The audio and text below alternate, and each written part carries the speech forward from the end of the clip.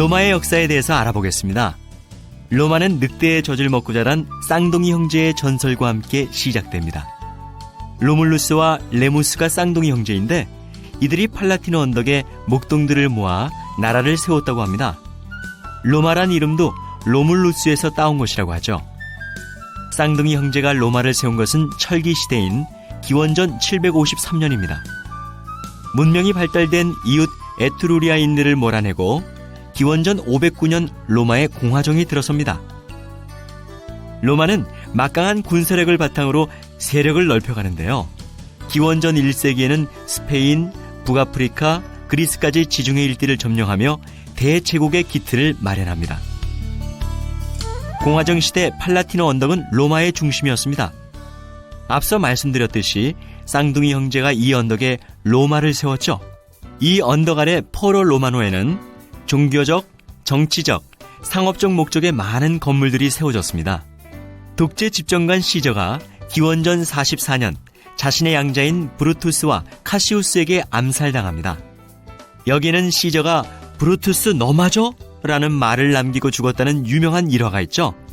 시저가 죽고 기원전 27년 옥타비아누스가 원로원으로부터 아우구스투스라는 칭호를 받으면서 로마 제국 시대가 시작됩니다. 아우구스투스는 존엄한 자라는 뜻이라고 합니다. 황제에 의한 제정시대가 시작된 것인데요. 모든 정치활동의 무대는 공화정시대 시민들의 거주지였던 팔라티노 언덕으로 옮겨지게 됩니다. 그곳에는 황제의 궁을 비롯하여 귀족들의 저택과 공공 건물들이 들어서게 되죠. 로마 제국은 아프리카 북부는 물론 중동과 영국에까지 손을 뻗친 큰 제국이었습니다. 해외 무역과 노예 제도, 그리고 방대한 식민지에서 거두어들인 세금 덕분에 부유하고 막강한 제국이 되었습니다. 아우구스투스 황제 이후에는 오현제에 의해 로마 제국 최고의 전성기를 누립니다. 전성기는 약 200년간 지속되죠. 여러분이 이탈리아를 여행하면서 보게 될 유물의 대부분은 이 로마 제국 시대에 건설된 것들입니다. 그 후 계속되는 침략 세력과 사회의 혼란 등으로 로마 제국은 쇠퇴의 길을 걷게 됩니다. 313년 콘스탄티누스 대제가 밀라노 칙령을 발표하여 그리스도교를 공인하죠. 그리스도교는 로마의 황제를 신으로 인정하지 않았기 때문에 많은 박해를 받았던 것인데요. 그리스도교를 믿는 사람을 죽이기까지 하였습니다. 그리스도 교인이 많아지자 결국 그리스도교를 공인하게 되었던 것입니다. 이로 인하여 300여 년 동안 계속된 그리스도의 박해는 중단되고 그리스도교를 세계 종교로 전파시키게 되죠. 콘스탄티누스 대제는 수도를 콘스탄티노플로 옮기는 등 테오도시우스 황제와 더불어 로마 제국의 부흥을 시도합니다. 하지만 로마 제국은 395년 동로마, 서로마로 분열되고 11세기 이후 도시 국가들이 생겨납니다. 16세기 들어 북부 이탈리아의 도시 국가들은 다시 한번 전성기를 누립니다. 높아진 시민의식과 귀족들의 비호로 뛰어난 예술가들이 배출되는데요. 레오나르도 다빈치, 미켈란젤로, 라파엘로 등이 피렌체를 중심으로 르네상스의 꽃을 피웁니다. 16세기 후반부터 19세기까지 도시국가들은 프랑스, 오스트리아 등 강대국의 지배를 받게 됩니다. 1870년 비토리오 에마누엘레 2세는 마침내 이탈리아 반도를 완전히 통일하고 다음 해인 1871년에 로마를 수도로 정하였습니다. 통일 이탈리아 왕국은 제1차 세계대전의 연합국으로 참전해 승전했지만 국민들의 불만은 높아져 갔습니다. 이때 파시스트 무솔리니가 이끄는 이탈리아는 제2차 세계대전에 독일, 일본과 함께 주축으로 참전하여 패배합니다. 1946년 국민투표에 의해 이탈리아는 왕국이 아닌 공화국의 길을 선택하게 되죠. 이후 이탈리아는 자동차 공업, 패션 산업, 관광 등으로 경제를 재건하고 20세기 초부터 급성장하여 세계 최고 선진국들인 G7의 하나가 되었습니다. 지금의 이탈리아는 고대와 중세, 현대가 공존하는 유럽의 강대국이자 아름다운 나라가 되었습니다. 우리나라 관광객들도 매년 25만 명 이상이 로마와 피렌체, 밀라노, 베네치아 등을 관광하기 위해 이탈리아로 몰려가고 있습니다.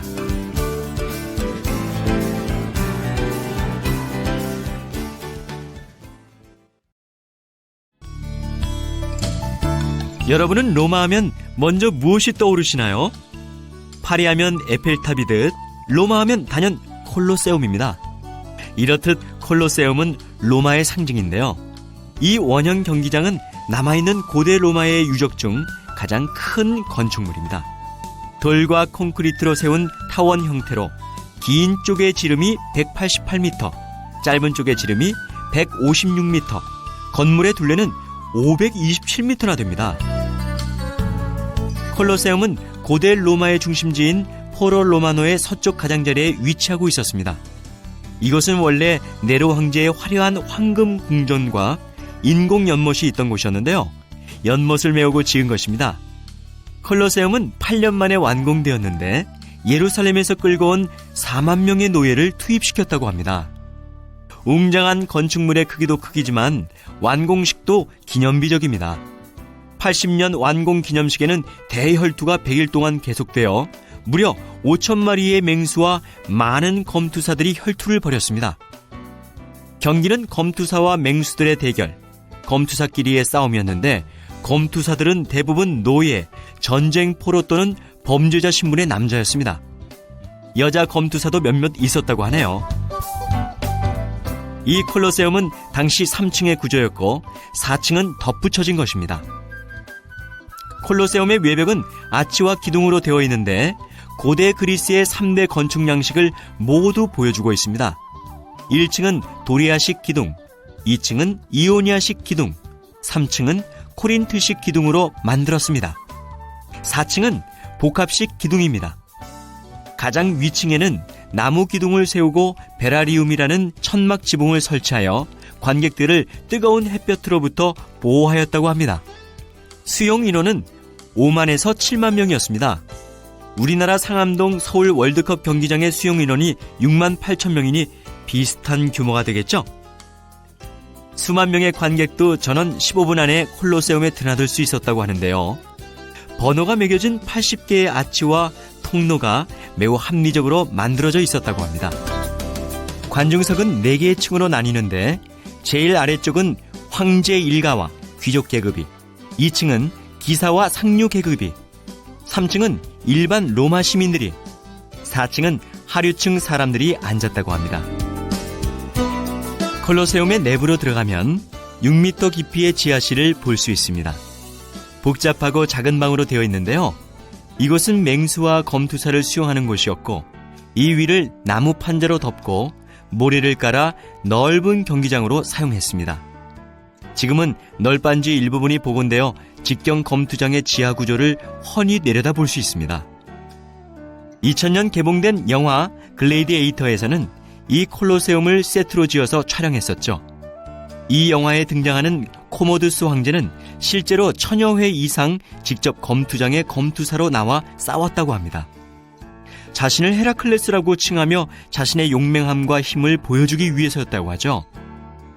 그러나 콜로세움의 검투 경기는 404년 호노리우스 황제 때 금지되었습니다. 523년에는 야생동물의 싸움이 금지되고 콜로세움은 로마 제국의 쇠망과 함께 점차 폐허로 변해갔습니다. 중세는 요새로 사용되다가 19세기까지 방치되어 있었는데 이후 1749년 교황 베네딕토 14세가 이곳을 복원, 보존하여 오늘에 이르고 있습니다. 콜로세움에 수많은 그리스도 교인들을 사자밥으로 던졌다고 합니다. 그래서 교황은 이곳을 성지로 선포하고 내부에 십자가를 세웠죠. 하지만 그런 일은 콜로세움이 아니라 로마의 대원형 경기장에서 벌어졌다고 합니다. 영화 배너에 나오는 고대 전차 경기장이었고 이곳에서 약 800m 떨어져 있는 곳에서 말이죠. 2000년이나 되는 세월 동안 콜로세움은 풍파를 겪었는데요. 원래는 가장 바깥쪽 벽도 완전한 타원형이었으나 지진에 의해 무너지고 르네상스 때는 떨어진 돌을 왕궁과 다리, 심지어 성 베드로 대성당을 짓는 데 사용하면서 반쪽이 사라졌습니다. 바닥을 보면 흰색 돌로 벽의 윤곽을 표시해 놓은 부분이 있죠. 이것으로 원래의 크기와 형태를 짐작할 수 있습니다. 콜로세움이 무너질 때 로마도 무너지고 세계도 무너질 것이다 라는 이야기가 있을 정도로 이것은 로마의 최고 명소입니다.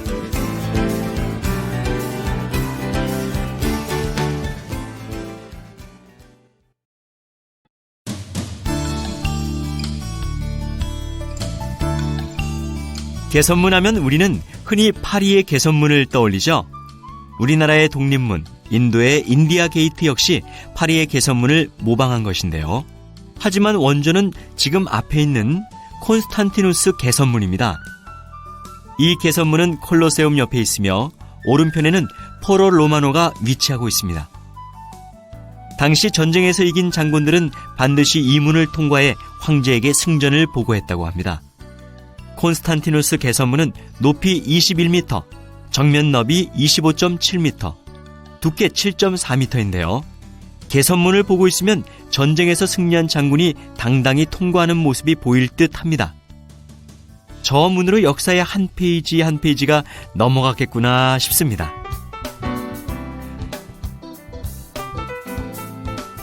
콘스탄티누스 개선문은 315년 로마 원로원과 시민들이 전투에서 승리한 황제를 위해 지은 것입니다. 이 시대 로마 제국은 콘스탄티누스 황제와 막센티우스 황제가 공동 통치를 하였는데 밀비안 다리 전투에서 콘스탄티누스가 라이벌이었던 막센티우스를 이기죠. 이로써 콘스탄티누스 대제가 로마 제국의 통치권을 장악하게 되었습니다. 전설에 따르면 콘스탄티누스는 312년 로마의 밀비안 다리 전투가 벌어지기 전날 밤 신의 계시를 받았다고 합니다. 그래서 병사들에게 그리스도를 상징하는 문자를 새기게 하였고 다음날 전투에서 승리하였습니다. 승리한 콘스탄티누스는 다음 해인 313년 밀라노 칙령으로 그리스도교와 신앙의 자유를 공인합니다. 로마에는 3개의 개선문이 있죠. 즉 콘스탄티누스 개선문, 티투스 개선문, septimius severus 개선문이 그것인데요. 콘스탄티누스 개선문이 가장 크며 유일하게 전투와 관련되어 있습니다. 개선문 벽면의 부조는 황제의 업적과 전쟁 장면 등을 묘사하고 있습니다.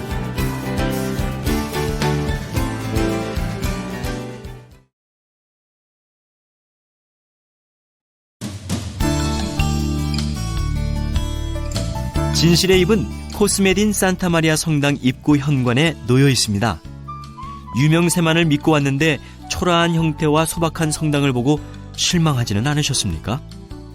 그러나 로마 시대 대부분의 성당들이 화려한 것에 비해 이곳에서는 소박하고 중후한 중세교회의 모습을 볼 수 있어 색다른 즐거움이 있습니다. 사실 이 성당은 로마에 있는 중세 성당 중 가장 아름답다고 평가받고 있답니다. 진실의 잎은 바다의 신 포세이돈의 아들 트리톤의 얼굴을 새긴 원형 석판입니다. 진실의 잎은 중세 때 죄인의 죄를 입증하기 위해 사용되었다고 하는데요. 진실의 잎에 죄인의 손을 넣고 죄인이 거짓말을 하면 손목을 자르는 것입니다. 물론 진실의 잎 뒤에 칼을 가진 자가 숨어 있었죠. 죄의 진실 여부는 신문하는 사람의 마음대로 정해집니다. 그러니 손을 자르고 마는 것은 신문하는 사람에게 달려 있었던 것입니다. 하지만 무시무시한 전설과는 달리 이것은 기원전 4세기 고대 로마의 하수관 뚜껑이었습니다. 이런 조각으로 하수도 뚜껑을 했던 로마의 미적 감각도 높이 살만하죠? 1953년 개봉된 영화 로마의 휴일에서 오드리 헵번과 그레고리 팩의 연기로 너무나 잘 알려져 있죠. 관광객들은 영화 속 장면처럼 진실의 입에 손을 넣고 기념사진을 찍으려고 긴 줄을 서는 진풍경이 벌어지기도 합니다. 이 성당은 6세기경 그리스 건축 양식으로 세웠고 11세기 노르만족의 침략 때 파괴되었다가 다시 재건된 유서 깊은 곳입니다. 이 성당은 13세기 로마네스크 양식의 종탑이 아름답습니다. 또한 모자이크로 장식된 성당 바닥과 고딕 양식의 발다키노가 아름답습니다. 성당 앞 진실의 잎 광장에는 트리톤의 분수가 있습니다. 분수 뒤로는 헤라클레스 신전과 포르투누스 신전이 기나긴 세월을 이겨내고 나란히 서 있죠. 신전이 있는 이곳은 고대 로마 시대 가축 시장으로 사용되었던 곳입니다. 옆으로는 떼베레 강이 흐르고 고대 로마의 첫 항구가 있었던 곳입니다. 첫 번째 신전인 포르투누스 신전은 어부와 항구의 수호신인 포르투누스를 위해 지어진 것입니다. 이 신전은 고대 로마의 직사각형 신전의 전형적인 양식을 보여주고 있습니다. 또 다른 신전, 헤라클레스 신전은 매우 보기 드문 원형 신전이죠. 헤라클레스는 그리스 신화에 나오는 가장 힘이 센 영웅으로 제우스의 아들입니다.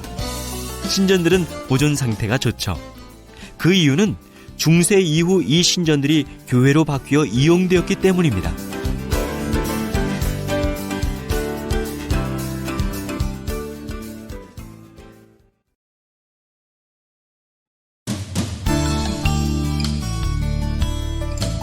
진실의 입이 있는 성당 뒤쪽에 위치하고 있습니다. 현재는 푸른 잔디로 뒤덮인 곳이지만 고대 로마 시대에는 25만 명의 관중을 수용하는 최고의 대원형 경기장이었습니다. 초기 건설 당시는 15만 명을 수용하는 규모였지만 후대에 더욱 증축하여 축구장 5배가 넘는 크기를 자랑합니다. 대원형 경기장은 팔라티노 언덕 언저리에 자리 잡고 있는데요. 길이 약 620m, 너비가 약 120m의 좁고 긴 경기장입니다. 영화 배너 속에 전차 경주 장면에 나오는 바로 그 경기장이죠. 이곳에서는 전차 경기와 경마, 운동 경기, 야수와의 싸움 등이 벌어졌습니다. 전차 경주는 2마리, 4마리, 6마리의 말이 바퀴가 2개 달린 작은 전차를 끄는 경기인데요.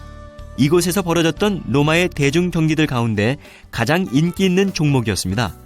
오늘날의 프로축구나 야구처럼 소속을 가진 전문팀들이 전차 경기에 참가했다고 하니 그 인기를 짐작할 수 있을 것입니다. 한 번의 경주에 4대에서 6대의 전차가 참가하고 원형 경기장을 7바퀴 먼저 도는 전차가 승리하는 경기입니다. 그러나 속도를 빠르게 하기 위해 전차를 가볍게 만들었는데요. 이 전차들이 충돌하면 쉽게 부서졌다고 합니다. 또한 엄청난 속도로 달리기 때문에 무척 위험한 경기였죠. 이 경기장에 오면 너무도 유명한 윌리엄 와일러 감독의 영화 배너가 생각납니다. 전차 경기 장면에서 열광하던 시민들의 모습이 떠오르는데 주인공 배너와 그를 궁지에 몰아넣은 친구 메살라의 사두마차 전차 경기는 이 영화의 하이라이트로 우리들의 기억 속에 남아있습니다. 영화의 하이라이트인 15분간의 전차 경주 장면을 위해 15,000명이 4개월간 연습했다는 전설적인 기록을 남긴 영화사에 빛나는 명장면입니다. 이 영화는 아카데미에서 무려 11개 부문을 수상했죠. 황제는 이곳에서 경기를 보는 것이 아니라 대원형 경기장과 맞닿아 있는 궁전 안에서 경기를 관전했다고 합니다. 많은 로마 황제들의 저택이 있던 팔라티노 언덕 또는 아벤티노 언덕에 올라가면 대원형 경기장의 웅장한 전체 모습을 볼 수 있습니다. 현재 잔디로 뒤덮인 유적지는 관광객들에게 쉼터를 제공하고 현지 로마인들에게는 집회의 장소로 많이 이용되고 있습니다. 2006년 이탈리아가 월드컵에서 우승하였을 때도 수많은 사람들이 이곳에 모여 밤새 기쁨의 환호성을 질렀죠. 대원형 경기장이 유명한 또 다른 이유는 이곳에서 수많은 그리스도교인들이 박해를 받아 죽었기 때문입니다. 313년 콘스탄티누스 대제가 밀라노 칙령을 반포하기까지 그리스도교인들은 300여 년간 계속된 박해를 받았습니다. 수많은 그리스도인들을 사자밥으로 던졌다고 전해지는데요. 많은 그리스도교인들이 순교한 것은 콜로세움이 아닌 이곳 대원형 경기장이었습니다. 한편 바티칸의 성 베드로 대성당이 세워진 곳인 네로 황제의 원형 경기장과 나보나 광장이 있는 도미티아누스 황제의 원형 경기장에서도 많은 그리스도교인들이 순교했습니다.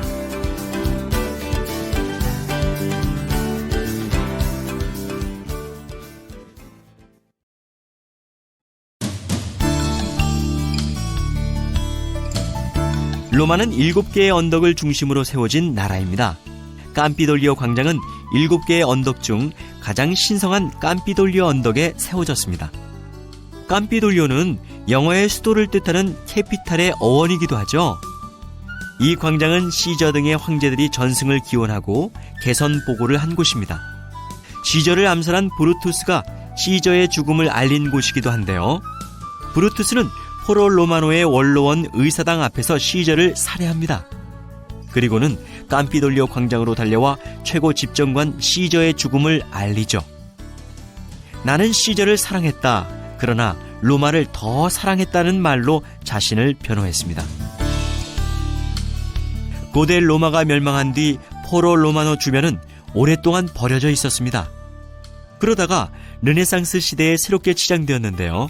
르네상스 시대를 지나 바로크 시대까지 많은 조각과 건축물들이 로마를 중심으로 세워졌습니다. 이것은 교황들이 자신의 세력을 과시하고 로마를 종교와 문화의 중심지로 만들고자 했기 때문입니다. 교황은 이를 위해 엄청난 인적, 물적 차원으로 예술가들을 지원합니다. 교황 바오로 3세는 미켈란젤로에게 깜피돌리오 광장에 세기를 내고 광장 양쪽에 궁전을 짓도록 명했습니다. 깜피돌리오 광장으로 오르는 계단이 미켈란젤로의 작품인데요. 돌계단이 있는 언덕길이라는 뜻의 꼬르도나타라고 불립니다. 미켈란젤로는 공사 초기 단계에 눈을 감았지만 그의 사후에도 공사가 계속 진행되어 1세기 후인 17세기에 완성되었습니다. 꼬르도나타를 통해 올라가면 깜피돌리오 광장이 나타나는데요. 역시 미켈란젤로의 작품으로 대리석 바닥이 아름답습니다. 이 기하학적 문양은 로마 시청이 있는 깜피돌리오 광장을 대표하는 문양이죠.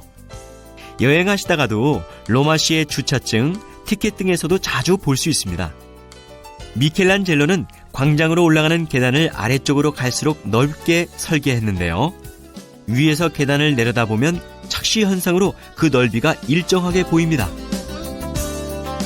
광장의 중앙에는 기마상이 있습니다. 180년경의 작품으로 로마의 황제이자 철학자인 마르쿠스 아우렐리우스의 기마상이죠. 고대 로마 시대에 많은 황제의 청동상과 기마상이 만들어졌는데요.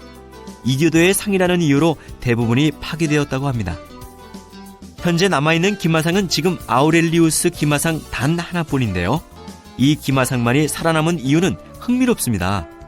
그 이유는 기마상의 인물이 그리스도교를 공인한 황제 콘스탄티누스라고 믿었기 때문이죠. 사실은 아우렐리우스였죠. 이 하나뿐인 고대 로마의 기마상은 그래서 중세 이후 유럽의 모든 기마상의 원형이 되었습니다. 기마상의 세부 묘사 조각을 보면 로마 조각가들의 청동 주조 기술이 상당히 뛰어나다는 것을 알 수 있습니다. 말굽비는 지금은 사라지고 없습니다. 또한 오른발 말굽 아래에도 패전한 왕이 자그마한 입상으로 놓여 있었다는데 이 역시 지금은 사라지고 없습니다. 이 광장은 3개 건물로 둘러싸여 있습니다. 정면에 세나토리오 궁은 12세기 지어진 건물로 현재 시청사 건물입니다. 이곳에서는 카톨릭 신자가 아닌 사람들이 결혼식을 올리죠. 거창한 결혼식은 아니지만 혼인 서약을 하는 곳입니다. 그래서 깜피돌리오 광장에서는 멋지게 차려입은 신랑 신부의 기념사진 촬영을 자주 볼 수 있답니다. 광장의 오른쪽은 꼰세르바토리 궁, 왼쪽은 누오보 궁으로 두 궁은 깜피돌리오 박물관으로 사용되고 있습니다. 고대 로마의 조각 작품들을 소장하고 있는데요. 두 건물은 지하 회랑으로 연결되어 있습니다. 깜피돌리오 박물관은 미술사적으로 의미 있는 조각 작품을 다수 소장하고 있는 세계적으로도 중요한 박물관입니다. 깜피돌리오 박물관에는 로물루스와 레무스의 청동상이 있습니다. 로마 건국 전설에서 늑대의 젖을 먹고 살아난 쌍둥이 형제의 조각상이죠. 로마의 암늑대 청동상 또는 깜피돌리오의 암늑대라고도 합니다. 이 청동상은 로마 에트루리아 예술의 초창기 조각으로 기원전 5세기에 만들어진 것인데요. 늑대의 젖을 먹고 있는 쌍둥이들은 15세기 말에 암늑대상에 덧붙여진 것입니다. 시저의 두상 조각도 이곳에 있습니다. 시저는 천재적인 전략가이며 정치가로 온건한 독재자였습니다. 집정관에 이어 황제가 되고자 한 그는 공화정을 지키려는 반대파에게 암살당했습니다. 그가 남긴 유명한 명언은 2000여 년이 지난 지금도 전해져 옵니다. 소아시아에서 파르나케스를 격파하고 원로원에 보낸 3마디로 된 보고 왔노라 보았노라 이겼노라. 또한 보스파에 대항하여 군대를 이끌고 이탈리아 북부로 진격하면서 주서에는 던져졌다. 그리고 앞서 말씀드린 브루투스의 칼에 찔려 쓰러지며 마지막으로 남긴 말 브루투스 너마저도. 이러한 말들은 이미 너무나 많이 회자되고 있죠. 안뜰에는 아드리안 신전에서 가져온 아름다운 부조들과 4세기의 작품인 콘스탄티누스 황제의 두상 조각이 손, 발, 다리의 일부분과 함께 전시되어 있습니다. 이 두상 조각은 높이가 2.6m에 달하는데요. 거대한 좌상의 일부로 실제 황제상은 10m가 넘는 크기였다고 전해집니다. 가시를 빼는 소년도 전시되어 있는데 기원전 2세기 헬레니즘 시대의 그리스 조각을 100년 후 로마에서 모방한 작품이죠. 죽어가는 갈리아인 역시 유명한 그리스 조각을 모방한 작품인데요. 깊은 동정과 연민을 느끼게 하는 걸작 중 걸작으로 평가받고 있습니다. 깜피돌리오의 비너스는 신비스럽게 균형 잡힌 청초한 모습이 인상적입니다. 아우구스투스의 흉상은 황제의 홀에 놓여 있습니다.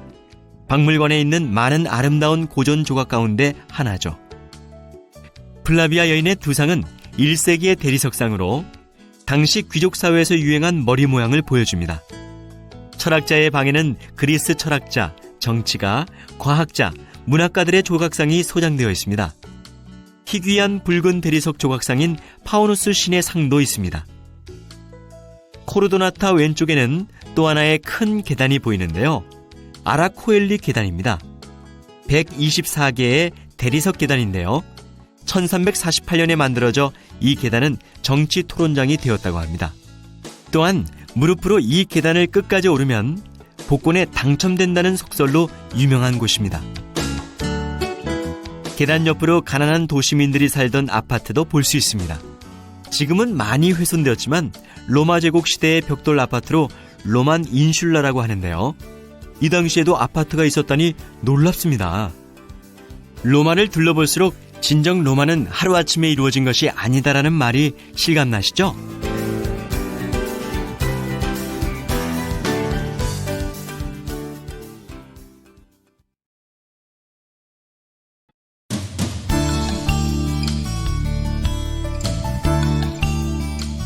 포로는 고대 로마의 시민생활 중심지였습니다. 포로라는 뜻은 공공광장이라는 의미로 영어 포럼의 어원입니다. 포로 로마노는 정치와 종교의 중심지이자 로마 시민들의 대화의 장이었습니다.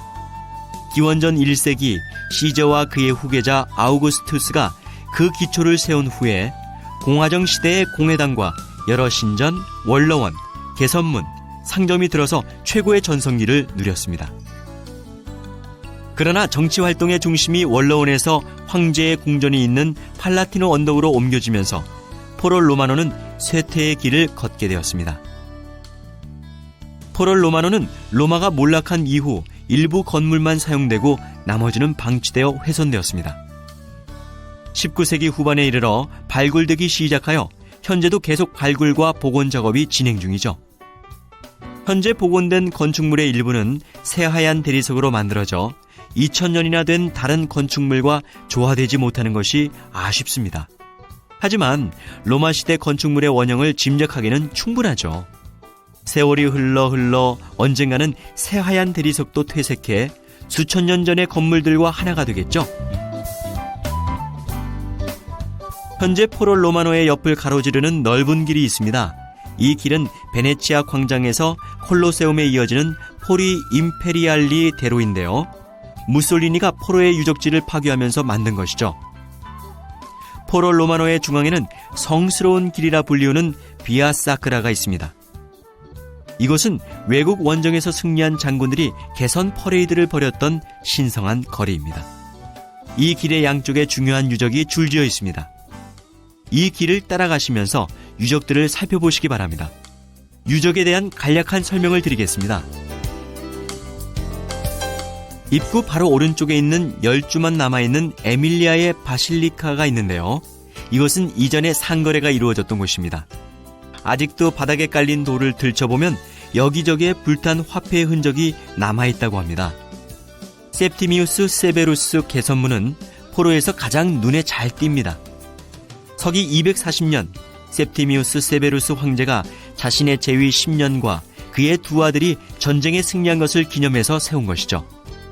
개선문의 조각들이 많이 부식되기는 했지만 파르타오와 아라비아 전투에서 승리한 황제의 모습을 묘사하고 있습니다.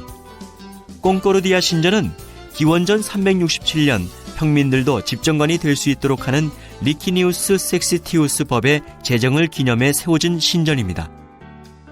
로마 공화정과 로마 제국의 공식 명칭인 SPQR이라는 말이 이때부터 사용되었죠. SPQR은 로마 원로원과 시민을 뜻하는 라틴어 문구의 약자입니다. 즉, 로마를 상징하는 문장이죠. 영화 글래디에이터에서 주인공 막시무스가 로마에 대한 증오로 팔뚝에 새겨진 문신 SPQR 표식을 긁어내는 장면이 떠오릅니다. 이 문구는 현재 로마시의 공식 문장에 지금도 쓰이고 있습니다. 라피스 니제르, 검은 대리석이라는 뜻으로 로마의 창시자 로물루스의 무덤이라고 추정되고 있습니다. 포카 황제 기념 원주, 동로마 제국 비잔틴의 포카 황제가 로마를 방문한 것을 기념하여 608년에 세워진 것입니다. 포로 로마노 유적 중 가장 늦게 세워진 것입니다. 로스트라는 군중 집회 시 대중연설에 사용되었던 연단입니다. 이곳에서 집정관 키케로가 처형되었고 아우구스투스의 딸 율리아가 매춘 행위를 한 곳이라고도 합니다. 티투스 개선문은 로마에서 가장 오래된 개선문으로 아치가 하나인 단공식 개선문입니다. 81년 예루살렘에서 거둔 승리를 기념하여 세웠는데요. 티투스 황제를 기리기 위해 건축되었습니다. 개선문 내부는 많이 부식되었지만 예루살렘에서 약탈한 전리품을 들고 개선하는 로마 병사들이 새겨져 있습니다. 마메르티노 감옥은 지하 감옥인데요. 사도 베드로, 사도 바오로가 갇혀 있었던 곳입니다. 함께 수감된 죄수들에게 전도하고 세례를 베풀기도 한 곳이라고 합니다.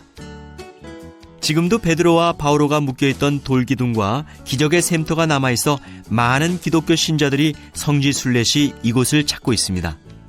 시저 신전은 좀 남다른 신전입니다. 보통 신전은 신을 위해서만 세우는데 이 신전은 인간을 위한 최초의 신전이라고 합니다. 암살된 시저의 시신을 화장했던 장소에 세운 것으로 아우구스투스 대제가 시저를 신격화하기 위해 만들었습니다. 당시 로마는 도시 안에서는 화장식이 금지되어 있었습니다. 하지만 단 한 번의 예외가 있었는데요. 바로 기원전 44년 3월 이곳에서 시저의 화장식을 거행했습니다. 이날 로마에는 비가 내렸지만 시저의 화장식을 했던 이 장소만은 비가 내리지 않았다고 합니다. 믿거나 혹은 믿지 않거나이지만 당시 사람들은 기적이라고 불렀다고 합니다. 바실리카 줄리아는 포로 로마노에서 가장 큰 건물로 이것은 로마의 법이 만들어진 법원이었으며 많은 재판이 이루어진 곳입니다. 기원전 54년 시저에 의해 건설이 시작되어 후계자인 아우구스투스 대제가 완성했습니다. 브루투스가 자신의 아들에게 사형을 선고한 곳이기도 한데요. 이 건축을 명령했던 줄리어스 시저의 이름을 따서 줄리아의 바실리카가 되었다고 합니다. 베스타 신전은 화로의 여신, 즉 불의 여신을 모시기 위해 4세기경에 지어진 작은 원형 신전입니다. 불의 여신 베스타는 공화국의 수호신이므로 신전을 지키는 것은 공화국의 안전을 지키는 중요한 역할이었습니다. 이곳은 꺼지지 않는 성화가 타오르고 있었다고 합니다. 불은 귀족 가문에서 선발된 6세에서 10세의 6명의 처녀 재관들이 지켰습니다. 이들은 국가로부터 높은 지위와 특권을 부여받았는데요. 발탁된 후 30년 동안 임무를 수행했으며 임무 기간 동안은 결혼을 할 수가 없었습니다.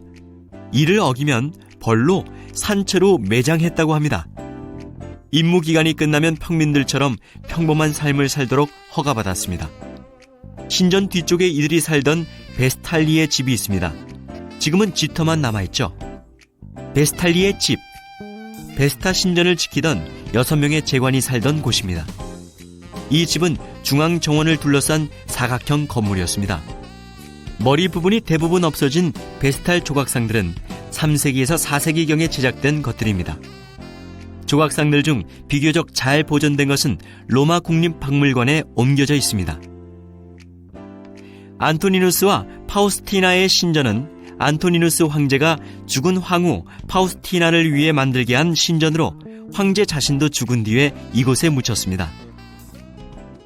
쿠리아, 에밀리아의 바실리카 앞에 있는 벽돌 구조의 건물인데요. 1937년에 복원되어 지금의 모습으로 남아있습니다. 공화정 시대 로마의 최고 기관인 원로원 의사당으로 회의가 열렸던 곳이죠. 브루투스가 회의에 참석하는 시저를 암살한 것도 이 건물의 앞이었습니다. 시저는 브루투스 너마저도 라고 마지막 말을 남기고 쓰러져 간 곳입니다. 브루투스는 나는 시저를 사랑했다. 그러나 로마를 더 사랑했다는 말로 자신을 변호했던 곳이기도 하죠. 이외 로물루스 신전, 막센티우스, 콘스탄티누스의 바실리카도 볼 수 있습니다. 바실리카는 거대한 아치와 천장이 그대로 보존되어 있어서 포로 공공 건물의 규모와 웅장함을 추측할 수 있습니다. 넓이는 가로 100m, 세로 65m입니다. 이 바실리카는 로마의 다른 바실리카들과 마찬가지로 재판소, 사업 장소 등으로 사용되었습니다. 깜피돌리오 박물관, 콘세르바토리 궁에 놓인 콘스탄티누스 황제의 대리석 좌상의 일부분인 거대한 머리와 팔과 손, 다리와 발의 파편들은 1487년 이곳에서 출토된 것입니다.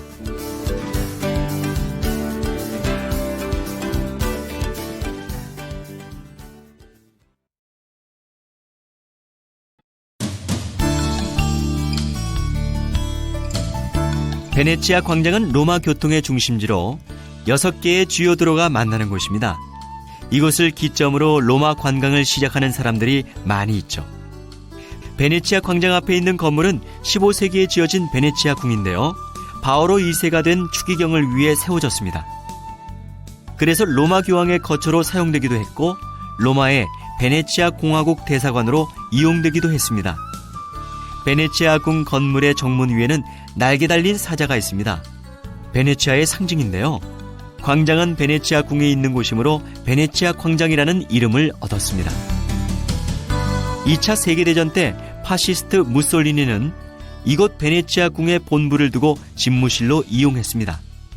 2층 중앙 발코니에서 베네치아 광장에 모인 수많은 군중들에게 독일과 더불어 2차 세계대전에 주축국으로 참전하기 위한 연설을 했던 것으로 유명합니다. 궁은 현재는 베네치아 궁 박물관으로 쓰이고 있는데요. 대표 유물로는 13세기 만들어진 천사상과 교황 바오로 2세의 흉상이 있습니다. 베네치아 광장에서 콜로세움까지 이어진 큰 길이 있죠. 무솔리니가 1932년에 완성한 포리 임페리알리 데로로 여러 황제의 길이라는 뜻입니다. 무솔리니가 포로 로마노의 여러 유적들을 망가뜨려가며 만든 이 길은 그가 고대 로마의 위대한 황제들처럼 되기를 원했던 그의 야망을 전해주기에 충분합니다.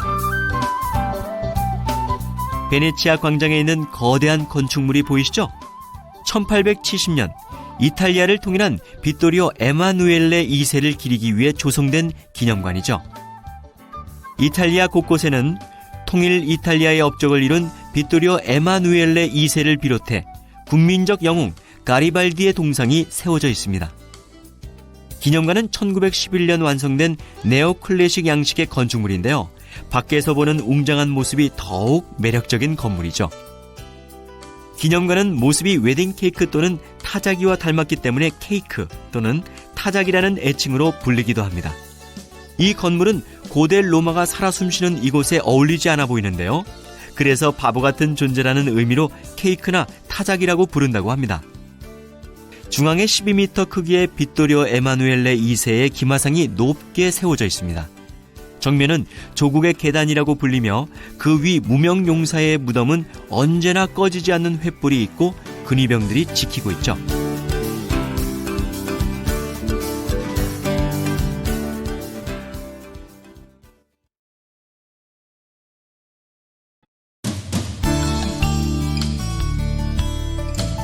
베네치아 광장에 서보세요.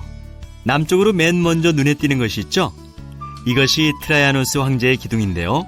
전체 높이가 40m 이릅니다. 트라야누스 황제가 만들었고 트라야누스 포로에 위치하고 있는 기념 기둥입니다.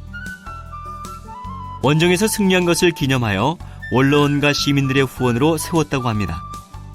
지름이 3.5m나 되는 대리석 원통을 쌓아 올린 것이죠. 그런데 대리석 한 개의 무게가 무려 32톤이나 된다니 굉장하죠. 대리석은 세계 최대 대리석 산지인 이태리 북부 카라라에서 가져온 것이라고 합니다. 트라야누스 기둥은 나선형 띠 모양의 부조로 예술적 명성을 얻고 있습니다. 총 200m의 긴 띠에 새겨진 인물들에 의해 장엄한 그림 서사시가 펼쳐집니다. 부조 조각은 매우 사실적이고 세밀한 묘사가 돋보이는데 기둥에는 2,500명이 넘는 인물들이 조각되어 있죠. 이 띠의 폭은 위로 올라갈수록 조금씩 커지고 있습니다. 이는 밑에서 바라볼 때 띠의 폭이 같은 굵기로 보이게 하기 위해서인데요. 로마 외곽에 있는 로마 문명 박물관으로 가면 트라이아누스 기둥 부조의 조각을 자세히 볼 수 있습니다. 원래 기둥의 부조는 다채롭게 채색되어 있다고는 하지만 지금은 하얀 대리석 모습으로 남아있죠. 기둥 몸체는 101년에서 102년, 105년에서 106년에 있었던 다치안 전투를 묘사하고 있는데요. 155개의 장면이 마치 영화의 필름처럼 계속 이어지는 것처럼 보입니다. 가운데 새겨진 승리의 여신에 의해 두 차례 전쟁의 모습이 나뉘어져 표현되어 있죠. 기둥 부조에는 전투와 행군 장면뿐만 아니라 공격과 포위 전술, 군선 제조, 야영 모습 등도 묘사되어 있어 로마 전성기의 모습을 연구하는 데 귀중한 자료를 제공하고 있습니다. 1587년까지 기둥의 꼭대기에는 트라이아누스 황제의 조각상이 있었지만 이후 성 베드로의 동상으로 바뀌었습니다. 트라이아누스 황제는 1세기 말에서 2세기 초 집권한 황제인데요. 그는 로마 시대의 영토를 가장 많이 넓힌 황제이며 로마의 최고 전성시대인 로마 평화시대를 만든 5현제 중 하나입니다. 1810년 나폴레옹 1세는 트라이아누스 황제의 기둥을 본떠 프랑스 방돔 광장에 청동 기념탑을 세우기도 했습니다. 한편 이곳에서 유심히 보셔야 할 곳이 트라이아누스 시장입니다. 트라이아누스 황제의 기둥 동쪽에 있죠. 100년에서 112년 사이에 건축되어 6층의 건물 안에 150개가 넘는 상점과 사무실이 있고 음식점과 술집도 있었다고 합니다. 이 거대한 시장은 당시 로마 생필품 공급의 중심지 역할을 했죠. 드넓은 로마 제국에서 들어온 갖가지 물건들이 이곳에서 거래되었던 것입니다. 이곳에는 중동에서 가져온 실크와 향신료도 있었는데요. 포도주와 기름, 과일과 생선, 꽃에 이르기까지 수많은 상품들이 거래되었습니다. 한마디로 이곳은 오늘날의 대형 쇼핑센터 같은 곳이라고 할 수 있습니다. 당시에 이런 시장이 존재했었다니 놀랍지 않으신가요? 그래서인지 이곳은 고대 불가사의 가운데 하나로 여겨지고 있습니다.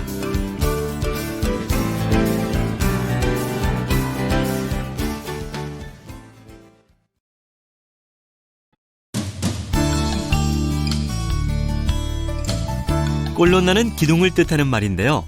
기둥이 서 있기 때문에 꼴론나 광장이라고 부릅니다. 그 기둥은 로마의 오현제 중 하나인 마르쿠스 아우렐리우스 황제의 기념 기둥이죠. 서기 176년 마르쿠스 아우렐리우스 황제가 독일 원정에서 승리한 것을 기념해 세웠습니다. 이 기둥은 트라이아누스 황제의 기둥을 그대로 따르고 있는데요. 기둥은 26개의 원통형 대리석을 쌓아서 만들었고 받침대를 포함한 높이는 42m나 됩니다. 기둥에는 전쟁 장면이 나선형의 부조로 새겨져 있습니다.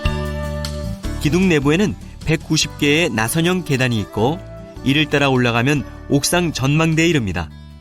원래 맨 위에 마르쿠스 아우렐리우스 황제의 입상이 서 있었지만 수세기 후에 사라졌습니다. 현재 기둥의 꼭대기는 바오로의 청동상이 놓여 있죠. 언뜻 보기에 트라이아누스 기념 기둥과 같아 보이죠? 하지만 이 기둥의 부조를 트라이아누스 기둥의 부조와 비교해보면 차이점들이 나타납니다. 부조의 전투 장면들은 매우 단순하게 표현되었고 또한 나선형 기둥은 띠의 간격들이 넓어지고 등장인물들의 수가 줄어든 점 등입니다. 기둥의 나선형 부조는 중간 높이에 새겨진 승리의 여신에 의해 둘로 나뉘어지죠. 바로 옆에는 키지궁이 있는데요. 이탈리아 총리의 관저입니다. 이탈리아 내각의 총리는 정부의 수반이며 실질적인 정치 지도자입니다. 한편 대통령은 상징적인 국가 원수일 뿐인데요. 대통령 관저는 퀴리날레 궁입니다. 꼬르소 거리에서 반대 방향으로 조금 들어가면 몬테치토리오 광장입니다. 북쪽의 이탈리아의 국기와 유럽 연합의 큰 깃발이 걸린 건물은 몬테치토리오 궁인데요. 지금도 국회의사당으로 사용되고 있습니다. 광장에 서 있는 오벨리스크와 궁 사이 바닥에는 해달력이 새겨져 있죠. 광장의 오벨리스크는 기원전 6세기경에 만들어진 것으로 기원전 1세기 아우구스투스 황제가 이집트에서 가지고 온 것인데요. 18세기 말에 이곳으로 옮겨 세워졌습니다.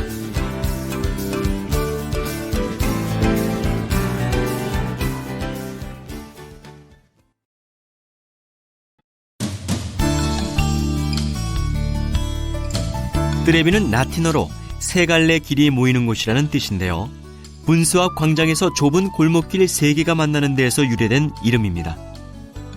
로마 제국의 멸망과 함께 로마의 대부분의 상수도 시설도 파괴되고 말았습니다. 그래서 중세 로마의 주민들은 물 부족으로 고통을 겪었는데요. 르네상스 시대의 교황들은 수로를 정비하고 새로운 수로를 개발해야 했습니다. 이를 기념하기 위하여 여러 분수를 세운 것이죠. 그 중에서도 최고의 크기와 아름다움을 지닌 것이 바로 지금 보고 계신 트레비 분수입니다. 직접 마주하니 장대함과 아름다움에 감탄을 금할 수 없으시죠? 트레비 분수는 1762년에 완성되었으며 로마 시대에서 볼 수 있는 바로크 양식의 마지막 걸작품입니다.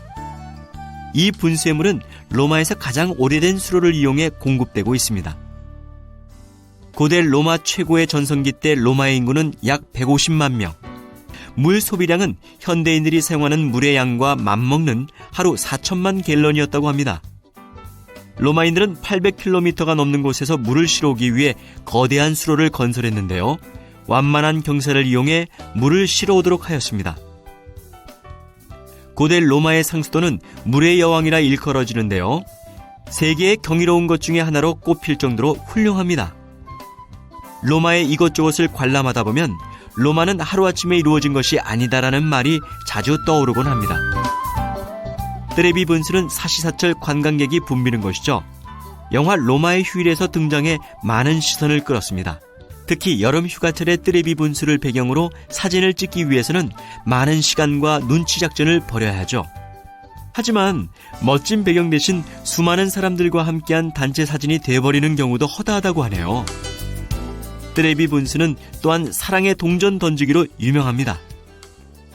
트레비 분수의 동전을 한 번 던지면 다시 로마로 오게 되고, 2번 던지면 사랑이 이루어지고, 3번 던지면 사랑이 끝난다고 합니다. 동전은 트레비 분수를 등지고 던져야 합니다. 오른손에 동전을 쥐고 왼쪽 어깨 너머로 던져 넣습니다. 그래서 분수 바닥에는 세계 각국의 동전들이 무수히 반짝이고 있습니다. 그럼 이 수많은 동전은 어떻게 될까요? 수많은 관광객들이 던진 동전은 로마시에서 정기적으로 수거하여 빈민 구제 사업에 쓴다고 합니다. 이 분수는 폴리 후작의 궁 한쪽 벽면을 절묘히 이용하여 만들었습니다. 개선문 모양을 본떴는데요. 전체가 하나의 원석으로 만들어졌다고 하니 정말 대단하죠? 분수에는 반인반어의 트리톤이 이끄는 2마리의 해마가 등장하죠. 트리톤은 바다의 신인 넵튠, 즉 포세이돈입니다. 그 위 벽면에는 부조가 있는데요. 왼쪽에는 수로 공사를 설명하는 병사가 묘사되어 있고, 오른쪽에는 트레비 분수의 물줄기가 시작된 처녀의 샘의 발견을 묘사하고 있습니다. 이는 전쟁에서 돌아온 병사에게 한 처녀가 샘을 알려주었다는 전설을 가지고 있죠. 분수 뒤 건물의 높은 곳에 있는 4명의 여인 조각은 사계절을 뜻합니다. 또한 이곳은 야경이 근사하기로 유명한 곳이죠. 일정이 되신다면 트레비 분수의 아름답고 환상적인 자태를 어둠이 내린 밤에도 느껴보세요. 한편 트레비 분수를 향해 서서 오른편에는 유명한 아이스크림 가게가 있습니다. 젤라테리아라는 가게인데요. 로마에서 아이스크림을 만들어 팔기 시작한 원조죠. 과연 문 밖까지 사람들이 길다랗게 줄지어 있죠? 유명한 아이스크림 가게이니 한번 들려보시면 맛있는 추억이 될 것입니다.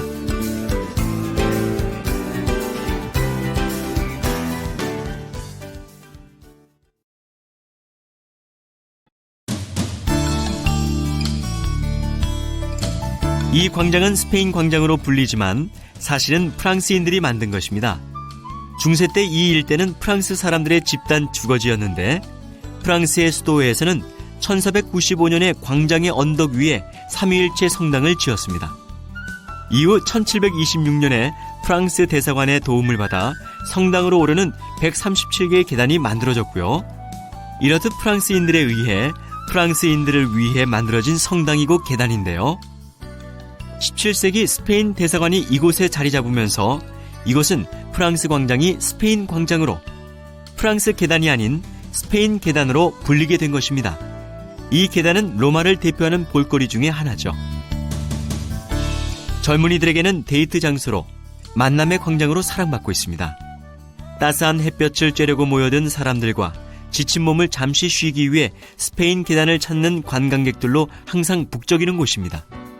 1953년 개봉된 영화 로마의 휴일에서 오드리 헵번이 이탈리아 아이스크림인 젤라또를 먹으면서 계단을 내려오는 장면으로 더욱 유명해진 곳이죠. 그러나 현재는 계단에서 젤라또나 다른 음식물을 먹을 수 없습니다. 오염 방지 차원에서 금하고 있기 때문인데요. 만약 음식물을 먹는다면 바로 NO! NO! NO! 라고 외치는 소리와 함께 경찰의 제지를 받게 될 것입니다. 물론 계단에는 음식물을 계단에서 먹을 수 없다는 게시판이 있죠. 그러니 절대로 조심하시기 바랍니다. 로마에서는 로마법을 따라야 한다는 것 다 알고 계시죠? 계단을 바라보고 서서 바로 계단 왼편을 보세요. 영국 낭만파 시인들을 기념하는 키치 셸리의 기념관이 있습니다. 기념관은 키치가 마지막으로 머문 곳에 자리 잡고 있는 것이라고 하네요. 계단 아래쪽 광장 중앙에는 바로크 양식의 난파선의 분수가 있습니다. 이곳은 트레비 분수와 같이 로마에서 가장 오래된 수로를 이용하고 있습니다. 하지만 지대가 높아 분수를 설계하는 데 어려움이 많았는데요. 테베레 강에 홍수가 났을 때 배가 이곳까지 떠내려온 곳에 착안해 배 모양의 분수를 만든 것입니다. 분수의 물은 위, 아래 두 군데로 나뉘어져 있는데요. 위쪽에서 흘러나오는 물은 사람만이 마실 수 있고 아래쪽 고인물은 말이 먹을 수 있습니다. 난파선의 분수는 지금도 더위에 지친 사람들의 갈증을 해소해주고 있습니다. 여름에는 약수터에서 줄을 서서 기다리듯 이곳에서도 줄을 서서 빈 물병에 물을 채우는 관광객들의 모습을 볼 수 있죠. 로마에는 길을 가다 보면 물이 흘러나오는 조그만 수도 모양의 파이프를 볼 수 있습니다. 이것은 로마 시민들을 위한 것인데요. 아래로 흘러내리는 물은 손을 씻고 파이프 부분을 손가락으로 막으면 파이프 위에 작은 구멍으로 물줄기가 뿜어져 사람이 마시기에 편리합니다. 참 간단하지만 기발하고 재밌는 방법이죠. 7월 중순에서 7월 말 사이의 여름밤, 스페인 계단을 무대로 유명 디자이너들의 화려한 알타모다 패션쇼가 열립니다. 좌석은 초대받은 손님으로 제한되지만 그 뒤쪽에서라면 일반인들도 세계 최고 이탈리아 디자이너들의 패션쇼를 감상할 수 있습니다. 광장 바로 앞 쇼핑의 거리 콘도티 거리의 첫 번째 건물에는 카페 그레코가 있습니다. 카페는 커피를 뜻하고 그레코는 그리스인을 뜻합니다. 한 그리스인이 창업하여 250여 년의 역사를 가진 곳인데요. 수많은 예술가와 저명 인사들에게 사랑받은 카페로 유명합니다. 창업 당시 그대로의 인테리어가 남아있고 벽에는 이곳을 찾았던 카사노바, 키츠, 괴테, 바그너, 비제 등 유명 인사들의 초상화가 걸려 있습니다.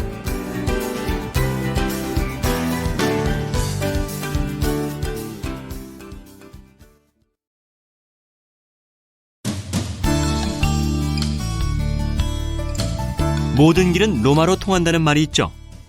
로마의 전성기 때 실제로 모든 길을 따라가면 로마가 나오도록 도로가 설계되었다고 합니다. 뽀폴로문은 예로부터 로마로 들어오는 북쪽 관문이었는데요. 뽀폴로 광장은 그 앞에 있는 타원형의 큰 광장입니다. 16세기 초에 세 개의 큰 대로가 만나는 교차점이 광장의 모습을 갖추었습니다. 광장 가운데 있는 오벨리스크를 등지고 서보세요. 로마 중심가를 향해 뻗은 이 세 갈래의 길을 한눈에 볼 수 있습니다. 오벨리스크는 높이 36m, 기원전 13세기의 것입니다. 초대 황제 아우구스투스 대제가 이집트를 정복한 후 가져와 대원형 경기장에 세운 것인데요. 16세기 거대한 도시계획을 세웠던 교황 식스투스 5세에 의해 이곳 뽀폴로 광장으로 옮겨지게 되었습니다. 뽀폴로문의 바로 오른쪽은 산타마리아 델 뽀폴로 성당입니다. 그 옆에 아우구스티노 수도원은 종교개혁의 불씨를 당긴 마틴 루터가 수도사로 있을 때 2년간 머물렀던 곳입니다. 뽀폴로 광장은 서기 68년 자살한 네로 황제가 묻힌 곳입니다. 네로 황제가 죽은 자리를 표시하기 위해 거대한 호두나무를 심었는데 그곳에서 악마와 귀신이 출몰한다는 이야기가 계속되었습니다. 네로 황제가 죽고 천여 년이 지난 1099년, 교황 파스칼 2세는 온갖 귀신과 악마에 대한 소문이 무성한 호두나무를 베어버립니다. 그리고 그 자리에 첫 성당을 지었습니다. 그 후 네로의 귀신 이야기는 사람들의 기억 속에서 사라져갔다고 합니다. 그래서 이 성당의 제단의 아치에는 교황이 호두나무를 베는 광경이 조각되어 있죠. 수수한 겉모습과는 다르게 이 성당에는 로마 예술작품의 걸작들이 여러 개가 있습니다. 라파엘로가 설계한 키지 예배당과 베르니니의 조각상, 왼쪽 벽면에는 카라바조의 성 베드로의 십자가 책형이, 오른쪽 벽면에는 카라바조의 성 바울의 개종이 그것입니다. 카라바조는 극적인 조명과 사실적인 묘사로 바로크 양식의 탄생에 많은 역할을 주었는데요. 사망 후 오랫동안 잊혀졌다가 20세기에 들어서야 거장으로 재평가되었습니다. 이탈리아 화폐 10만 리라에는 카라바조의 초상과 그의 작품 과일 바구니가 그려져 있습니다. 한편 오벨리스크에서 보았을 때 두 개의 성당이 보이죠? 쌍둥이 교회라 불리는데요. 오벨리스크 쪽에서 보았을 때 왼쪽이 산타 마리아 데이 미라콜리 성당이고 오른쪽이 산타 마리아인 몬테산토 성당입니다. 왼쪽 성당의 본당 천장은 둥근 원형, 오른쪽 성당은 타원형으로 미묘하게 차이가 나지만 눈으로 볼 때는 똑같아 보입니다. 미묘하게 디자인이 다른 쌍둥이 성당이죠.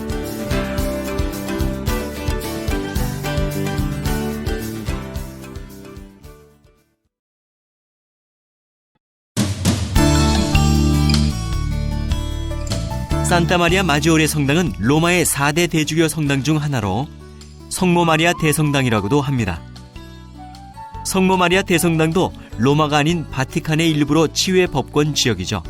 바티칸령이라고 하죠. 358년 로마 귀족 요한의 꿈에 성모 마리아가 나타나 눈이 내리는 곳에 당신의 이름으로 성당을 세우라고 하였습니다. 이에 요한은 교황을 찾아가 자기가 꾼 꿈을 이야기했고 요한이 꿈꾼 같은 날 밤 교황 리베리우스도 같은 꿈을 꾸었다고 했습니다. 다음 날 아침 로마는 8월 한여름인데도 불구하고 에스킬리노 언덕은 새하얗게 눈으로 덮여 있었다고 합니다. 그래서 이 성당은 눈의 성모 마리아라는 애칭을 가지고 있죠. 리베리우스 교황은 눈 덮인 자취를 따라 성당터를 정하였고 귀족 요한의 헌금으로 성당의 건축이 시작된 것입니다. 성당 안 보르게제 예배당 장식 위쪽에는 성당의 건축 배경을 표현한 부조가 있습니다.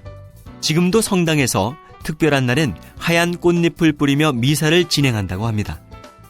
성당이 처음 완공된 것은 430년경이지만 오랜 세월 동안 증개축을 거듭하여 로마의 각종 건축 양식이 종합된 건물로도 유명하죠. 성당 내부 장식은 어느 성당보다도 화려하고 아름답습니다. 성모 마리아 대성당의 뛰어난 가치는 뭐니 해도 화려한 모자이크입니다. 화려한 양탄자처럼 대리석 조각으로 꾸며진 바닥 모자이크는 코스마 가문의 장인들이 만든 것입니다. 격자 무늬로 이루어진 르네상스식 천장은 15세기에 제작된 것으로 천장에 화려한 금박을 입혔습니다. 성당 안에는 로마에서 가장 화려한 예배당이 있습니다. 보르게제 예배당인데요. 교황 바오로 5세를 위해 꾸며진 것입니다. 수정으로 만든 말구유 모습의 유물함이 있고 그 앞에는 성모의 원죄 없는 잉태를 카톨릭 교리로 선포한 교황 피오 9세의 대리석 조각상이 있습니다. 중앙재단 오른쪽에는 바로크 양식의 거장으로 알려진 베르니니의 무덤이 있죠. 무덤에는 특별한 장식 없이 대리석 돌에 이름만 새겨져 있어 쉽게 눈에 띄지 않으므로 꼼꼼히 살펴보셔야 합니다. 높이 솟은 종탑은 로마네스크 양식으로 지어졌습니다. 성당 앞 산타마리아 마조레 광장에 서 있는 기둥은 높이가 약 14.5m이고 지름이 1.75m나 됩니다. 꼭대기에는 아기 예수를 아는 청동 성모상이 세워져 있어요. 성당 뒤편의 에스퀴리노 광장에는 오벨리스크가 있는데요. 북쪽에서 온 순례자들은 광장에 우뚝 솟은 오벨리스크를 보고 이 성당을 쉽게 찾았다고 합니다.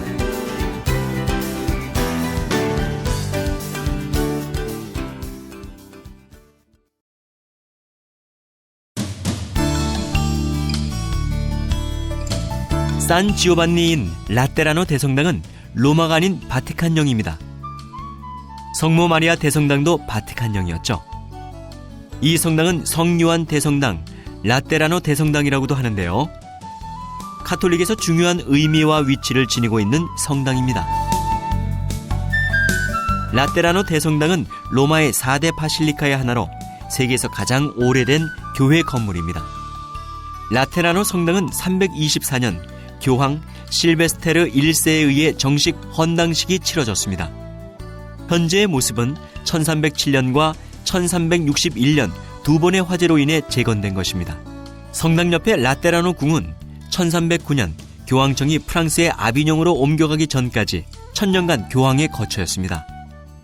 교황이 아비뇽으로 떠난 후 방치되었다가 17세기에 바로크 양식으로 재건된 것이죠. 성당 안에 중앙에 놓인 발다키노라고 불리우는 닷집의 격자장에는 성 베드로와 성 바오로의 두개골이 안치되어 있는데요. 이 제단에서는 교황만이 미사를 행할 수 있습니다. 또한 중앙 제대 왼쪽에 최후의 만찬 장면이 부조된 현판이 있는데요. 이곳에는 실제로 예수가 최후의 만찬 때 썼던 진품 식탁이 안치되어 있습니다. 경건한 마음으로 조심조심 살펴보세요. 교황은 로마의 주 성당인 이곳에서 성목요일 미사와 신년 축복 행사를 거행합니다. 성당 정면 위에는 건축가 베르니니의 제자들이 제작한 거대한 그리스도상과 12사도상이 있습니다. 라테라노 성당 앞에는 역시 오벨리스크가 있습니다. 받침대 부분까지 높이가 무려 45.7m, 세계에서 가장 큰 오벨리스크인데요. 무게가 230톤이 넘는다고 합니다. 57년에 콘스탄티누스 2세가 이집트에서 가져와 대원형 경기장에 세운 것을 1587년 교황 식스투스 5세가 이곳 광장에 옮겨 세웠습니다. 한편 현재 전 세계에 남아있는 오벨리스크는 이집트 아스완에 있는 미완성 1개를 제외하고 총 28개가 있습니다. 이 중에 8개만 이집트에 남아있고 나머지 20개는 각 나라에 흩어져 있는데요. 이탈리아가 이집트보다 많은 11개를 보유하고 있죠. 그중 8개가 로마에 있습니다. 이것은 물론 로마 제국의 황제들이 속국인 이집트에서 전리품으로 로마로 옮겨왔기 때문입니다.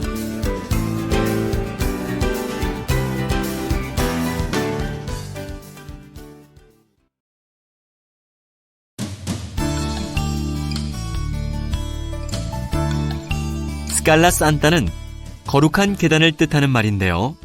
그래서 이 성당은 성계단 성당이 됩니다. 앞에서 설명한 라테라노 대성당과 넓은 도로를 사이에 두고 마주보고 있는데요. 이것은 라테라노 대성당의 부속 성당입니다. 그리스도 교인들에게는 성스러운 계단이 있는 성당이어서 순례 코스에서 빠질 수 없는 곳이죠. 예수가 사형 언도를 받던 날 오르내렸다고 전해지는 계단이 있기 때문인데요. 성스러운 계단은 대리석으로 된 28개의 돌계단입니다. 현관으로 들어가면 위층 개인 기도실로 올라가는 곳에 놓여 있습니다. 순례자들은 계단을 무릎으로 하나씩 오를 때마다 특별히 마련된 짧은 기도문을 바칩니다. 계단 양쪽에 있는 대리석상은 군중들에게 예수를 소개하는 총독 빌라도와 예수님께 입맞춤하는 유다입니다. 성스러운 계단 꼭대기는 중세 이전의 교황들이 사용하던 개인 기도실 산타 산토롬이 있습니다. 이곳에는 천사가 그렸다고 전해지는 손없이 그려진 그림, 또한 천사가 그린 예수의 얼굴 그림이라고 불리는 그리스도의 초상과 여러 가지 보물이 보관돼 있죠. 무엇보다 예수의 성스러운 흔적이 남아있어 기독교 역사의 한 페이지에 들어선 느낌을 주는 성당입니다.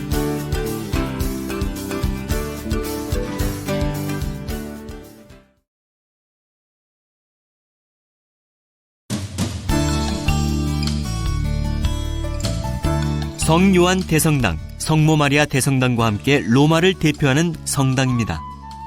빈꼴리는 이탈리아 말로 묶는다라는 뜻인데 베드로 성인이 포로 로마노의 한 감옥에 감금되었을 때 그의 몸을 묶었던 2개의 쇠사슬을 의미합니다. 쇠사슬은 실제로 베드로가 순교한 후에 콘스탄티노플과 로마에 하나씩 보관되어 있었습니다. 440년 로마에 있던 사슬을 보관하기 위해 이 성당을 지었는데 그 후 콘스탄티노플에 있던 나머지 사슬도 이곳으로 오게 되었죠. 그런데 2개의 쇠사슬이 만나는 순간 기적 같은 일이 일어났습니다. 쇠사슬이 서로 달라붙었던 것인데요. 성당의 중앙제대 아래에는 그때의 쇠사슬이 유리관에 담겨 보관되고 있습니다. 또한 이 성당은 쇠사슬과 더불어 미켈란젤로의 3대 조각작품의 하나인 모세상으로 유명합니다. 미켈란젤로의 3대 조각품은 피에타와 다비드, 그리고 이곳에 있는 모세상이죠. 모세상은 미켈란젤로가 당시의 교황이었던 율리우스 2세의 묘지를 장식하기 위한 연작의 하나입니다. 미켈란젤로는 작품을 의뢰받고 세계 최대 대리석 산지인 이탈리아 까라라에서 8개월 동안 완벽한 대리석을 찾아 헤매었다고 하니 작품에 대한 열의를 짐작할 수 있죠. 미켈란젤로가 만든 모세상의 모세 머리에는 뿔이 솟아 있습니다. 이것은 미켈란젤로가 성서 구절에 근거해서 모세상을 조각했기 때문인데요. 뿔을 뜻하는 히브리어에는 뿔이란 뜻도 있지만 광채라는 뜻도 있다고 합니다. 또 모세상을 자세히 보면 몸에 비해 머리 부분이 크게 느껴집니다. 4m에서 5m 높은 곳에 놓일 작품이었기에 미켈란젤로는 모세의 머리를 인체 비례보다 더 크게 만들었습니다. 이 모세 조각상을 완성한 후 미켈란젤로는 자신의 작품에 도취되어 "왜 말을 안 해?" 라고 소리치며 조각의 무릎을 망치로 내리쳤다고 합니다. 모세상의 오른쪽 무릎에 있는 작은 흠집은 그때 생긴 것이죠. 보이시죠? 미켈란젤로의 모세상은 한 민족을 이끄는 지도자로서의 모세답게 선이 굵고 박진감이 넘칩니다. 성당의 천장에는 프레스코화 쇠사슬의 비밀이 있습니다.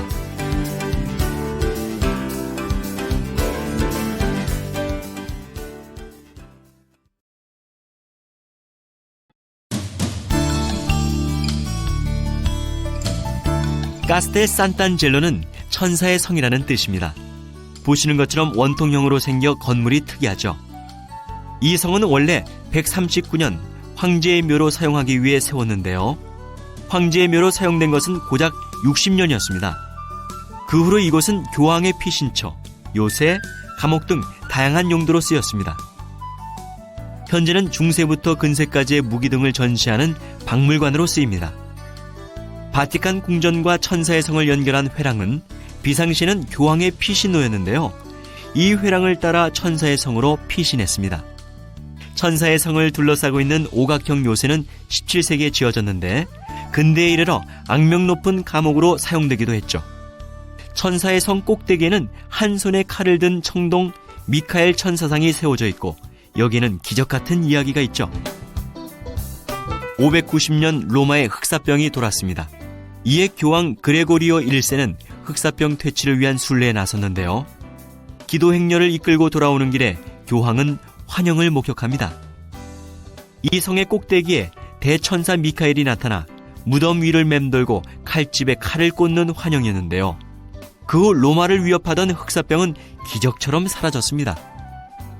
교황은 성의 꼭대기에 대리석으로 미카엘 천사상을 세웠고 그래서 그 후 이곳을 천사의 성이라 부르게 되었습니다. 그러나 안타깝게도 대리석 천사상은 벼락을 맞아 부서졌고 현재 세워져 있는 청동 천사상은 1753년에 다시 만든 작품입니다. 천사의 성 옥상 테라스에서 내려다보는 떼베레 강의 모습은 무척 아름답습니다. 성 앞에 있는 천사의 다리는 떼베레 강에 있는 다리 중 가장 아름답다고 평가받고 있는데요.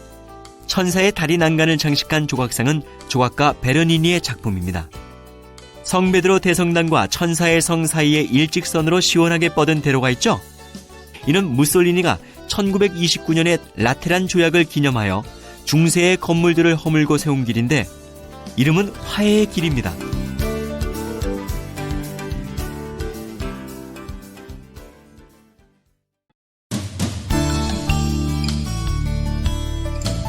나보나 광장은 스페인 광장과 더불어 로마의 2대 광장으로 꼽힙니다. 로마에서 가장 아름다운 바로크 양식의 광장인데요. 고대 로마의 전차 경기장이 그대로 광장이 되었기 때문에 세로 260m, 가로 50m의 길쭉한 타원형을 하고 있습니다. 광장의 북쪽에는 경기장의 문이었던 아치가 그대로 남아 있습니다. 이후 바로크 시대의 건물과 분수를 만들었고 경기장 형태를 그대로 간직한 아름다운 광장으로 바뀌게 되었죠. 광장에는 3개의 분수가 있습니다. 특히 광장 중앙에 있는 피우미 분수는 4대 강의 분수라고도 불리는데요. 각 대륙의 4대 강을 의인화한 작품입니다. 남아메리카의 라플라타 강, 그리고 아시아의 겐지스 강, 유럽의 도나우 강, 천으로 머리를 감싸고 있는 것이 아프리카의 나일강입니다. 재미있는 것은 그때까지만 해도 나일강의 근원을 알 수 없었기 때문에 눈을 가렸다고 합니다. 분수에는 높이 17m의 오벨리스크가 우뚝 솟아 있습니다. 북쪽의 넵튠의 분수는 바다의 신을 나타냅니다. 남쪽에는 모로의 분수가 있죠. 모로는 무어인을 뜻하는데요. 8세기 이베리아 반도를 정복한 아랍계 이슬람 교도를 뜻하죠. 이곳의 분수들도 스페인 광장의 난파선의 분수와 뜨레비 분수처럼 로마 시대의 가장 오래된 수로를 사용하고 있습니다. 분수 맞은편에 종탑 2개가 높이 솟은 곳이 보이시죠? 산타네제인 아고네 성당으로 성녀 아그네스 성당이라고도 불립니다. 로마 시대 전차 경기장에서 알몸으로 많은 사람들 앞에 끌려나와 순교하였는데요. 그때 성녀 아그네스의 머리카락이 갑자기 자라나 몸을 덮었다는 이야기가 전해집니다. 나보나 광장은 프랑스의 몽마르트 언덕하고 비슷합니다. 예술가들이 모여들고 지금도 관광객의 초상화를 그려주는 화가들과 퍼포먼스를 하는 행위 예술가들을 만날 수 있습니다. 또한 12월 중순에서 1월 중순에는 이곳에 크리스마스 선물과 장식물을 파는 시장이 들어섭니다. 나보나 광장 근처에 있는 깜포데이 피오리 광장, 즉 꽃의 광장이 있는데요.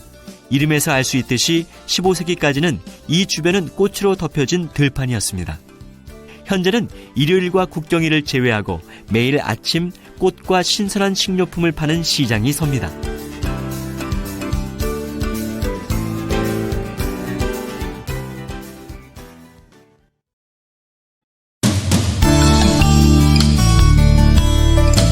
판테온은 그리스어에서 유래한 말로 모든 신들을 위한 신전, 즉 만신전을 뜻합니다. 판테온은 고대 로마의 웅장하고도 독창적인 원형 건물이죠. 보시는 것처럼 로마 건축의 둥근 돔과 그리스 신전의 기둥 회랑을 덧붙여 특이한 모양인데요. 고대 로마 시대의 건축물 중 원래의 모습에 가장 가깝게 보존된 건축물이라고 합니다. 이는 중세 이후 교회로 사용되었기 때문이죠. 609년 이후 성모 마리아와 모든 순교 성자들의 교회라는 새로운 이름으로 불렸습니다. 판테온은 기원전 27년에 아그리파 장군에 의해 세워졌습니다. 처음은 직사각형의 신전이었으나 개축하여 지금의 형태를 이루었습니다. 판테온의 지붕은 원래 금으로 도금되어 있었다고 합니다. 수많은 세월 동안 순환을 겪은 것은 지붕만이 아닌데요. 판테온의 지붕 공간에서도 청동을 떼어내 바티칸의 성 베드로 성당을 짓는 데 썼습니다. 이곳 판테온의 돔은 높이와 넓이가 똑같이 43.3m입니다. 철근 골조가 들어가지 않은 돔 형태의 건물로는 현재도 세계에서 가장 큰 것입니다. 돔 가운데 뚫린 오쿨루스라고 하는 천창은 지름이 8.7m나 됩니다. 유일하게 이곳을 통해서 빛이 들어오는데요. 건물 내부의 공기 흐름으로 인해 이 창으로 비가 들이치지 않았다고 합니다. 하지만 지금은 비 오는 날 관광객들이 비 맞지 않도록 창의 크기만큼 바닥 가운데 부분을 막아놓았습니다. 미켈란젤로도 이 판테온의 수준 높은 설계와 아름다움을 격찬했는데요. 화가 라파엘로는 생전에 자신이 원했던 대로 이곳에 묻혔습니다. 정면 제대 왼쪽으로 두 번째, 성모 마리아 상이 놓인 곳이 라파엘로 묘입니다. 라파엘로의 무덤 오른쪽에는 라파엘로의 아내의 무덤이 있습니다. 이탈리아 통일의 대업을 이룬 비토리오 에마누엘레 2세, 움베르토 1세도 이곳에 잠들어 있죠. 판테온 뒤쪽 미네르바 광장 앞에는 산타 마리아 소프라 미네르바 성당이 있는데요. 내부에는 리피의 성모 승천과 라파엘로의 십자가를 쥐고 가는 그리스도가 있습니다. 광장에는 대리석 코끼리가 기원전 6세기에 이집트 오벨리스크를 떠받치고 있습니다. 광장과 인접한 수도원은 지동설을 주장한 갈릴레오 갈릴레이가 그래도 지구는 돈다고 말했던 역사적 장소입니다.